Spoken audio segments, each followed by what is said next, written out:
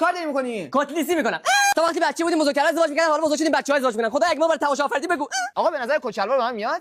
فکر نکنم ولی اینجا خانزاده کچلوار ما بد میاد. نه نکنه کت پاره میکنه. چیکار داره میکنه مگه؟ داره کت کشی میکنه. همه از راه داماد میکنه و میگن بریم عروسی. خب بگیم بریم دامادی دیگه. آقا کلمات خال پشمی داری؟ برای کلمات خاخا پشمی هم داریم. آقا شون پاپیون داری؟ بله آقا داریم. کسافت منو مسخره میکنی؟ نه من اونو مسخره کردم. آقا این خیلی تنگه. جواب میکنه. این خیلی گشاده. تو جواب کن. آقا شما چقدر بازین؟ اقد. آقا ارسال هم داری؟ کدوم شهری؟ اصفهان. اونجا شعبه داریم. دور کدوم مشهدی؟ اونجا هم شعبه داریم. یزدی. اونجا هم شعبه داریم. آقا رشت زندگی اونجا هم می‌کنی. شعبه داریم. آقا کجا شعبه نداری شما؟ ما همه جا شعبه داریم. یه شهر خاله داشتم تو اصفهان کار میکرد، هر سال برای قدردانی بهش یک دست کچلوار آبی استخری میدادن، اونم میداشت به ما. عجب رفتیم میگفتن این گروه شدین. آقا این کد چه استایلی میاد؟ من اصلا بجاست داری چیکار میکنی؟ دارم کچخ میزنم.